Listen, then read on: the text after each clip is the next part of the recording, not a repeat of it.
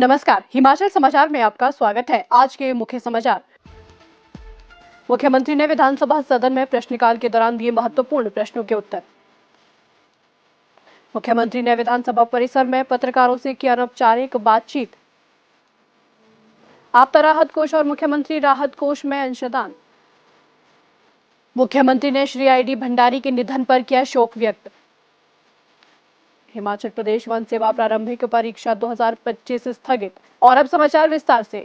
आज विधानसभा सदन में मानसून सत्र के 12वें दिन की शुरुआत प्रश्नकाल से हुई। मुख्यमंत्री ने प्रश्नकाल के दौरान कई महत्वपूर्ण प्रश्नों के उत्तर दिए। सदस्यों द्वारा आपदा से संबंधित पूछे गए प्रश्न के उत्तर में मुख्यमंत्री ने कहा, अध्यक्ष महोदय, माननीय सदस्य ने बड़ा अहम सवाल किया है। जो भी बरसात के समय जिनको भी नुकसान हुआ है और भारी बारिश के कारण किसी का घर गया है, किसी का, उस सब चीज़ों का अध्ययन करने के बाद इनको आपदा क्षेत्र में घोषित करने के लिए एक नीतिगत निर्णय लिया जाएगा। क्योंकि कहीं ऐसा ना हो कि कई टूटे हुए मकानों का ही क्लेम ना कोई ले जाए। हम प्रभावित परिवारों को क्लेम देना चाहेंगे। उस बारे में हम विस्तृत चर्चा करने के बाद आपको अवगत करवा देंगे। हमारी सरकार तो ये प्रयास कर रही है कि भारत सरकार हमें FCA और FRA में हमें 1 बीघा ज़मीन लेने के लिए जो फॉरेस्ट में लैंड है उसकी परमिशन का भी प्रयास कर रही है। पर सफलता कहाँ मिलती है वो तो केंद्र सरकार का कानून है। लेकिन जो आपने सजेशन दिया है, कानून का अध्ययन करने के बाद देखिए। हमारे 32 विधानसभा क्षेत्र का जो बात राम कुमार जी ने की, मेरे ध्यान में ये बात लेकर आए थे और उन्होंने काफ़ी इनका क्षेत्र जो पहाड़ का क्षेत्र है वो काफ़ी धंसा है। मैंने अभी वहाँ जाना है क्योंकि बारिश के कारण जा नहीं सका। लेकिन जो भी होगा, जो हमारा हिमाचल प्रदेश में जहाँ भी आपदा आई है, मैं एक बात का आश्वासन देना चाहता हूँ, हमारी सरकार उन सभी आपदा प्रभावित परिवारों के साथ खड़ी है। जो घर उजड़ गया उसको बसाएंगे, जिसकी फसल नष्ट हुई है उसे उचित मुआवजा देंगे और चाहे उसके लिए मुझे अपने संसाधनों में कट क्यों ना करना पड़े। और इस कट की प्रक्रिया आने वाले समय में आपको नज़र भी आएगी। माननीय कुलदीप सिंह राठौर जी ने जो बात कही है सही बात है, क्योंकि कई बगीचे पिछली बार मैं इनके विधानसभा क्षेत्र में 2023 में आपदा हुई थी, मैंने देखा काफ़ी किसके। हम बागवानों का भी पूरा ख्याल रखेंगे कि बागवानों को जो सेब की फसल का नुकसान हुआ है उन्हें किस प्रकार मुआवजा दिया जाए, किस हिसाब से मुआवजा देना, वो सब ख्याल हम आने वाले समय में रखें। वर्ष 1990 के पश्चात स्वतंत्र जल विद्युत उत्पादकों को सौंपी गई जल विद्युत परियोजनाओं की DPR एवं जांच व सर्वेक्षण लागत हिमाचल प्रदेश राज्य विद्युत बोर्ड द्वारा अब तक वसूल नहीं की गई है। इससे संबंधित पूछे गए एक प्रश्न के उत्तर में मुख्यमंत्री ठाकुर सुखविंदर सिंह सुक्खू ने कहा, माननीय अध्यक्ष महोदय, माननीय सदस्य ने बड़ा महत्वपूर्ण सवाल खोजबीन के बाद लाया है। हमारे ध्यान में नहीं है। 35 वर्ष पहले ये सब 1990 से बनना शुरू हुई और DPR का खर्चा हिमाचल प्रदेश बिजली बोर्ड उठाता रहा और DPR का खर्चा ना देने के बावजूद भी उनसे उस समय 50 करोड़ रुपया लेना था। ये भी हमारी जो संपदा है इसको बचाने के लिए आपने बहुत अच्छा प्रयास किया, मैं इसके लिए आपका धन्यवाद करना चाहता हूँ। आज जब मैं क्वेश्चन देख रहा था और आंसर पढ़ रहा था, निश्चित तौर पर जब कोई पावर प्रोजेक्ट वाला प्रॉफिट कमा रहा है तो उसे DPR का खर्चा देने में कोई कमी नहीं आनी, पैसे की कोई कमी नहीं रहनी चाहिए। क्योंकि बिजली बोर्ड ने भी तो पैसा खर्च करके और DPR बनाई है, लेकिन उसको सरकार की उदासीनता जो पिछली थी उसने उन्हें उसको टालते रहे और कुछ जगह हाई कोर्ट में कि चले गए। हाई कोर्ट में भी बड़ी विचित्र बात है। हाई कोर्ट में भी जो हम हर जगह केस हार जाते हैं, उस दृष्टिकोण से हमने बड़ा महत्वपूर्ण फैसला लिया कि हिमाचल प्रदेश में टॉप के वकील और सुप्रीम कोर्ट में टॉप के वकील नियुक्त किए जाएंगे, जिसका परिणाम ये रहा माननीय अध्यक्ष महोदय, क्योंकि मैं भूमिका इन्होंने बनाई है, GSW से हम 18% फ्री पावर रॉयल्टी के रूप में लेने लगे और 250 करोड़ रुपए का एक साल में हमें प्रॉफिट होना की संभावना है। दूसरा, बहुत अच्छी बात की कि बैरासूल, शानन और BB 2 प्रोजेक्टों की इन्होंने बात की है। बैरासूल में हमारा मत सही है।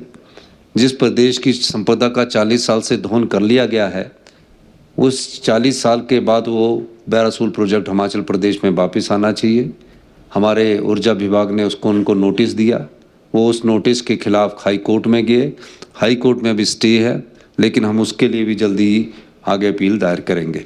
दूसरा, जो शानन प्रोजेक्ट है, ये जो ये सितंबर महीना है, ये हिमाचल प्रदेश के लिए भी बहुत महत्वपूर्ण महीना है। इस सितंबर महीने में हमारा शानन प्रोजेक्ट का बारे में भी सुप्रीम कोर्ट में केस लगा है और हमने नामी वकील कपिल सिब्बल जी को और जो उनके बिजली के संबंधित है उनको खड़ा किया है।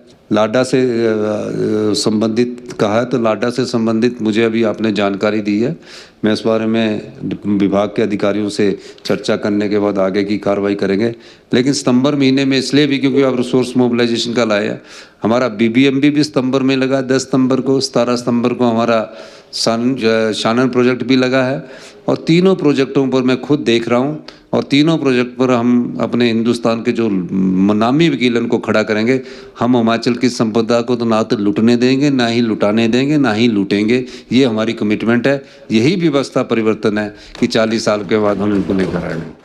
मुख्यमंत्री ठाकुर सुखविंदर सिंह सुक्खू ने आज विधानसभा परिसर में पत्रकारों से अनौपचारिक बातचीत करते हुए कहा, हिमाचल के इतिहास में सबसे लंबा मानसून 70 चौथा था और निश्चित तौर पर माननीय अध्यक्ष महोदय ने बड़ी विनम्रता से सभी पक्षों को सुना और निष्पक्ष होकर अपनी बात को रखा। और हम ये कह सकते हैं कि जितना लंबा मानसून 70 था उतना लंबा हमने कई विषयों पर चर्चा की, कई मुद्दों पर चर्चा की। आपदा में 4 दिन चर्चा हुई और 4 दिन चर्चा के बाद हमने उसका उत्तर दिया। प्रदेश में पिछले 2 दिनों से भयंकर बारिश हो रही है। सभी हिमाचल प्रदेश में बारिश का ऐसा आलम है कि 2 दिन से कई जगह लैंडस्लाइड्स के कारण मौत हुई है और कई जगह मकान बह गए हैं। पिछले 48 घंटों में तकरीबन काफ़ी नुकसान हिमाचल प्रदेश को हुआ है और आपदा में अब हम एकजुटता से पूरी हमारी कैबिनेट, हमारे विधायक, हमारे पार्टी के कार्यकर्ता सभी से हम अनुरोध करेंगे कि इस आपदा की घड़ी में सभी जनता के साथ, हिमाचल प्रदेश की जनता के साथ खड़े हों। मैं हिमाचल प्रदेश के आपदा प्रभावित परिवारों को एक आश्वासन देना चाहता हूं कि जैसे ही आपदा ख़त्म होगी, आपदा ख़त्म होने के बाद जिनके मकान उजड़ गए हैं उन घरों को हम बसाएंगे और प्रत्येक घर बसाने के लिए 7 लाख रुपए की सहायता देंगे और घर जो के अंदर का सामान जो बह गया उसके लिए भी इस बार हम 70,000 रुपये एक्स्ट्रा देंगे। जिनका पशु बह गए हैं उनके पशु के लिए हम 55,000 रुपया गाय और भैंस का और भेड़ बकरी का 9,000 रुपया देंगे। जो किराए के अधीन है उनकी बिलोंगिंग्स हुई है और जिनका आंशिक रूप से घर टूटा है उसके लिए भी हम 1 लाख रुपया देंगे। प्रदेश की आर्थिक स्थिति ठीक ना होने के कारण फिर भी हिमाचल प्रदेश के आपदा प्रभावित परिवारों के लिए पैसे की कोई कमी नहीं रखी जाएगी।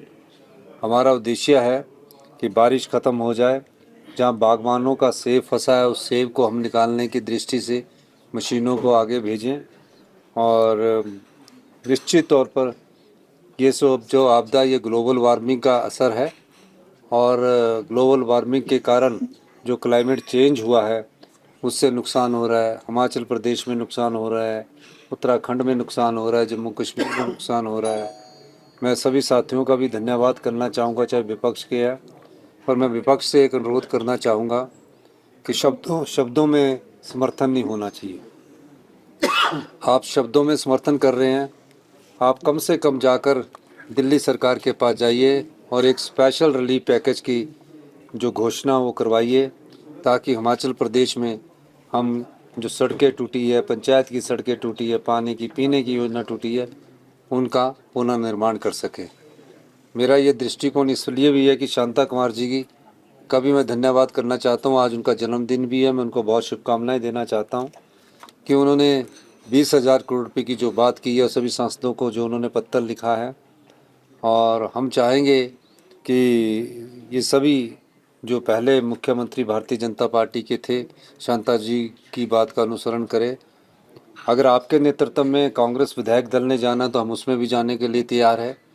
अगर हमको लेकर नहीं जाना है लेकिन प्रदेश के आपदा प्रभावित परिवारों के लिए आप खुद जाना चाहते हैं तो मेरा अनुरोध रहेगा कि आप एक हमें स्पेशल रिलीफ पैकेज तुरंत प्रभाव से दिलाइए। हिमाचल के संसाधन जो है उसका सबसे ज़्यादा फ़ायदा जो हाइडल प्रोजेक्ट्स की बिजली पैदा करने वाले उनको होता है उनसे भी हम अनुरोध करेंगे कि इस संकट की घड़ी में आपदा परिवारों की मदद के लिए आगे आए। रिसोर्स मोबिलाइजेशन के संदर्भ में कहना चाहता हूँ, जो हमारी सरकार ने किया आज से पहले कभी नहीं हुआ। हमारी सरकार के मंत्रिमंडल के सभी सदस्यों ने एक नीतिगत फैसला किया है कि रिसोर्स मोबिलाइजेशन के माध्यम से प्रदेश को आत्मनिर्भर बनाना है। ये रिसोर्स मोबिलाइजेशन का कारण ही है कि जहां प्रधानमंत्री आवास योजना के तहत 1,30,000 रुपया मिलता है, 20,000 सरकार डालती है। आज हम 7 लाख रुपया अपने प्रभावित परिवारों को दिए, पिछली बार भी 7 लाख रुपया हमने प्रभावित परिवारों को दिया। ये रिसोर्स मोबिलाइजेशन के कारण ही है, जहां सरकार ने अपने व्यवस्था में परिवर्तन करके हिमाचल प्रदेश की आत्मनिर्भर की दिशा में कदम बढ़ाया है। हमने 2 साल में शराब के ठेकों की नीलामी से 600 करोड़ रुपए से अधिक का धन कमाया है। भारतीय जनता पार्टी ने 4 साल ठेकों की रिन्यू करवाया, 2 से 4% की रेवेन्यू की वृद्धि हुई और 480 करोड़ रुपए 4 साल में कमाए हैं। हमने 600 करोड़ रुपया 2 साल में कमाया। बिजली बोर्ड में जो पहले घाटा चला रहता था, 315 करोड़ रुपए का प्रॉफिट कमाया। हालांकि वो प्रॉफिट उनके जो इंटरेस्ट है, जो कर्ज है, उसमें चला जाएगा, क्योंकि उन पर कर्जा बहुत चला गया है। लेकिन हम उसकी वो भी स्ट्रेंथन करने की कोशिश कर रहे हैं। हम बड़े पोस्टों को रैशनलाइजेशन करने की कोशिश कर रहे हैं। हमने फॉरेस्ट कॉरपोरेशन से सिविल विंग को बंद कर दिया है कि फॉरेस्ट का काम सिर्फ वन उगाना है, वन को संरक्षण देना है और वनों की सुरक्षा प्रदान करना है। हमने फॉरेस्ट के IFS ऑफिसरों की पोस्टों को 110 से घटाकर 86 करने का फैसला किया है और जो पिरामिड बन गया है बड़े अधिकारियों का, उसकी भी मैंने बात की कि उसमें रैशनलाइजेशन हम करेंगे। इस समय सिर्फ हमारा ध्यान केवल आपदा से निपटने के लिए है। उप मुख्य सचेतक श्री केवल सिंह पठानिया ने आज शिमला में हिमाचल प्रदेश भूतपूर्व सैनिक लीग शाहपुर इकाई के अध्यक्ष कर्नल सेवानिवृत्त जैल सिंह की ओर से मुख्यमंत्री ठाकुर सुखविंदर सिंह सुक्खू को 1,51,000 रुपए का चेक आपदा राहत कोष के लिए भेंट किया। मुख्यमंत्री ठाकुर सुखविंदर सिंह सुक्खू को आज शिमला में विधायक श्री मलेंद्र राजन द्वारा कांगड़ा जिले के इंदौरा विधानसभा क्षेत्र के लोगों की ओर से मुख्यमंत्री राहत कोष के लिए 5 लाख रुपए का चेक भेंट किया गया। मुख्यमंत्री ने आभार व्यक्त करते हुए कहा कि ये धनराशि जरूरतमंदों को राहत प्रदान करने में सहायक साबित होगी।